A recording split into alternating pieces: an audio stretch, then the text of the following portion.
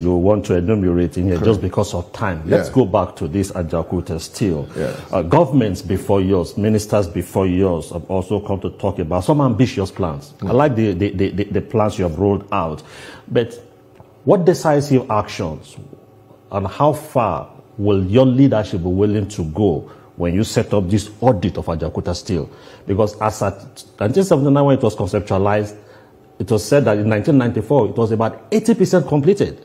And if it was about over 80% completed at 1994 and up till now, it's like a carcass because it was given to a concessionaire at a time and they ran the place down and all that.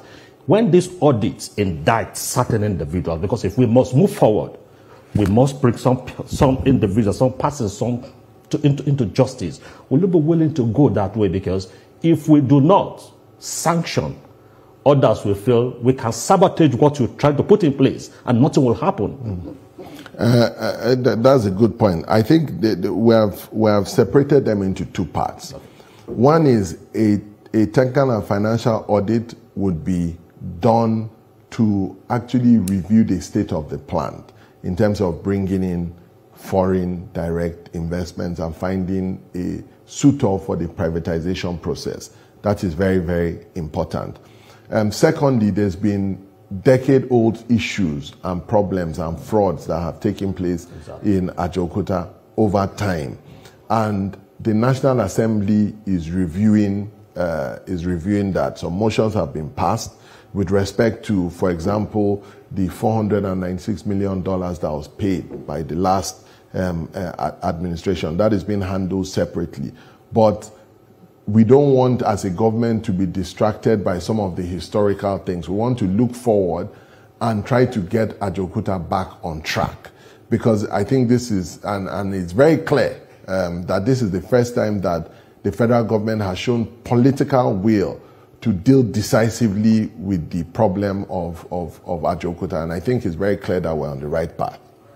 All right, Honorable Minister, we'll still discuss more on this, especially this Ajaokuta Steel Company, because a lot of Nigerians are really interested in what is going on there. But that will be after this short break. Don't go anywhere. We'll still have more for you on the program. Stay with us. Audu, thank you for staying with us on the program. Now, before we went on the break, we were discussing Ajaokuta Steel Company, which has the interest of many Nigerians. You mentioned getting approval from the Bureau of Public Procurement to begin financial audit on this plant. What will you say are your early findings? And can you put a timeline to how soon we see the Ajaokuta Steel Company fully resuscitated and, in motion? Okay, thank you very much for that question. The approval from the BPP was provided about a week ago. We expect that the contractor that won the bid would be awarded the contract for the technical and financial audit within the next 2 weeks.